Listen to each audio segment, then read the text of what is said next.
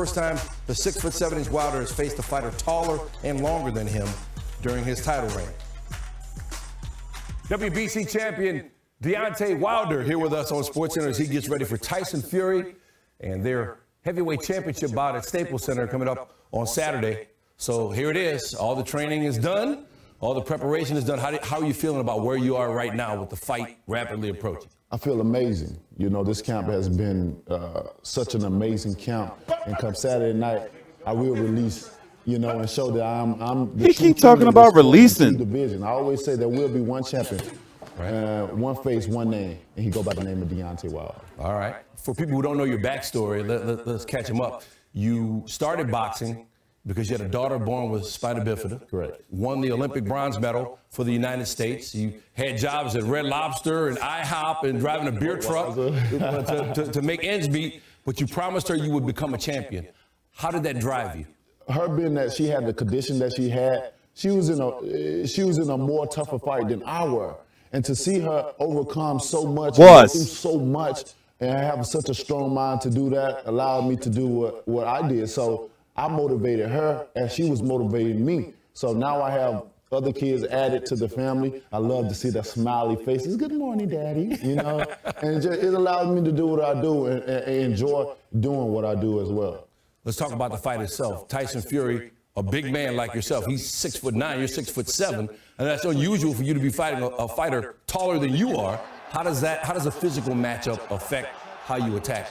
With Fury, we're gonna see. It's gonna be. He was on First Take too.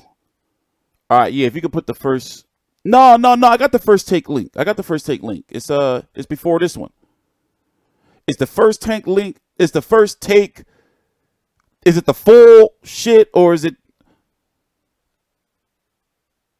All right, yeah, I got it.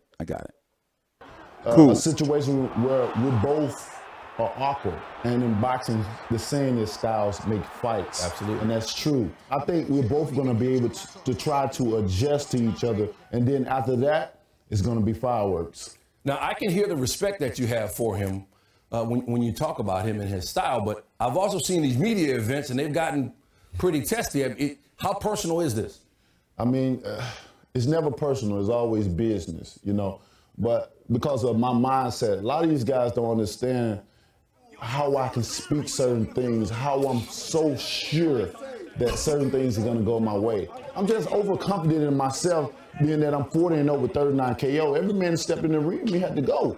How important is a knockout to you Saturday? It's very important for me. You know, to have a devastating knockout, it takes me to a whole nother level. This is what my career has been based off of. And not only just knocking these guys out, but doing it in devastating fashion, because we know that when people get dressed and come to see, especially heavyweight fights, they want to come and see the knockout. They don't want to see a whole full 12-round fight because they have other players afterwards. People want to go party and have fun and talk about it. So give us a...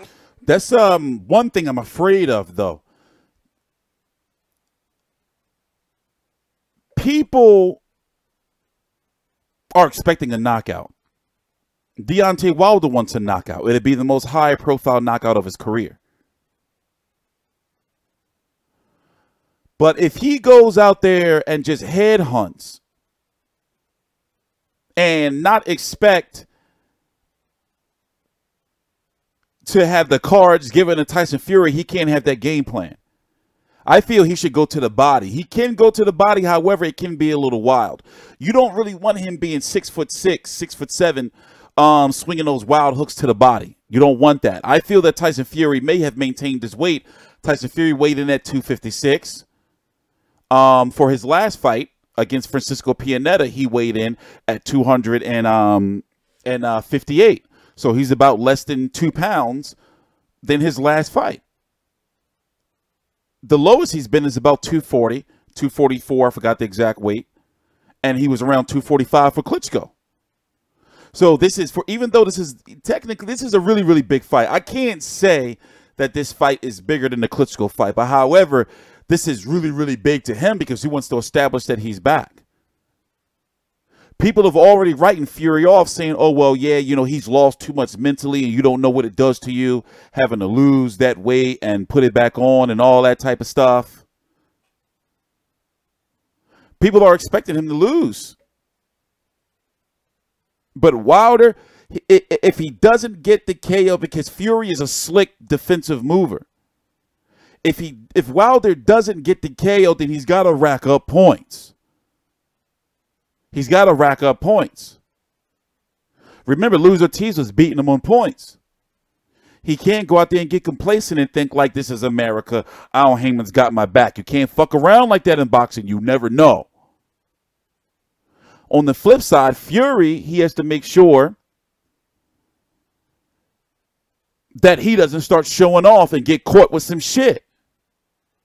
No one has escaped the windmill, but you have to neutralize that windmill turbine attack before it gets full spin, because what Wilder does is the windmill just doesn't come out. He got to get you stunned just a little bit, and then it's over for you. He goes psycho crazy. Look what he did to Bermain Severn when he knocked him down the first time, and then he stood there and charged up. He was charging up. Don't let him charge up, because he's getting that energy wherever he's getting it from. The past the Wilder windmill energy. And once them turbines start, windmills are slow, but they have a lot of power behind them.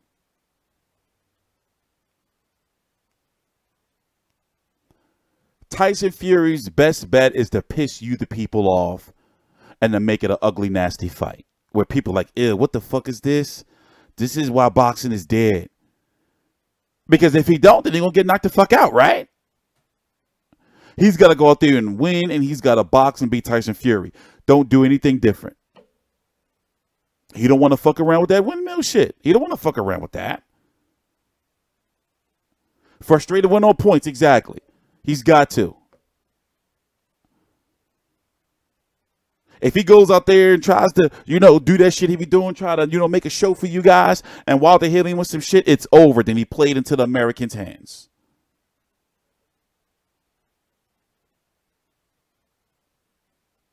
So Wilder's got to be patient, and he's got to put on a excellent boxing display. He's got to go to the body.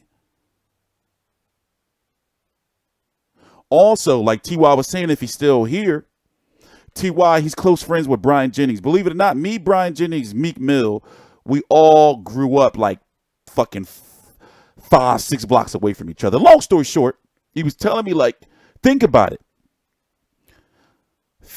Think about it. If you look at, I don't really want to feel like, honestly, I've been giving up a lot of videos to Showtime lately.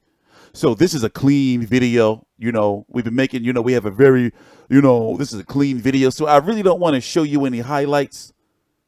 But if you look at the knockouts of Deontay Wilder, the high profile ones, all of them for the matter, where the guy had some sort of skill, he was taller. Fury fights tall. Fury doesn't slouch over. Did you notice how the Anthony Joshua was fighting against Alexander Povetkin, how he was all slouched over and that shit was looking like weird, and I was like, why are you fighting down with him like that? Even though he ended up fucking knocking his ass into fucking, Povetkin still knocked out probably, beat up. But if Deontay Wilder is awkward fighting smaller fighters, imagine how awkward that shit is going to be in there with Tyson Fury.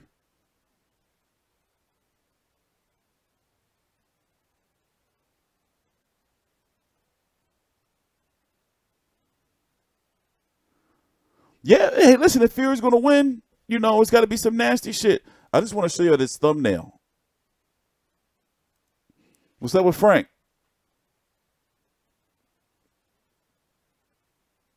I don't see it. I've been really trying to look at. I went to this like farmer's market or something, had a whole bunch of seafood, and I was looking at these fish, like these porgies and the sea bass and croakers and shit, and I was like, man, motherfucking Frank Warren doesn't look like no motherfucking fish. I don't know where y'all be getting that shit from. I don't know where y'all. They talk about some. You never seen Frank Warren in a t-shirt, because if you did, you see his gills. I'm like, where the fuck y'all be getting that shit from? I'm like, where the fuck y'all be getting that shit from? Fuck y'all get that shit from? Motherfucker don't look like no fucking fish. But yo, I'm very happy to see these ticket sales, though. I'm gonna show y'all again. I'm very, very happy to see this. This is really, really, really happy to see.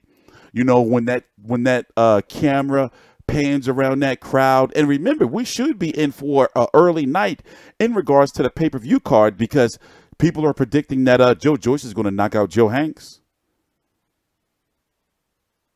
They saying Luis Ortiz is going to knock out Travis Kaufman. Poor old Jason Wilborn. Jared Swift-Hurd is looking in phenomenal shape and fresh as fuck, weighing in at 152.6.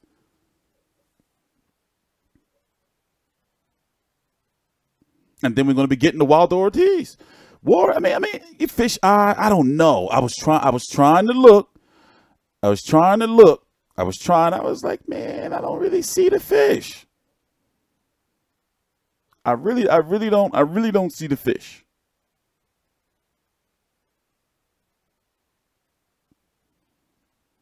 I don't see the fish.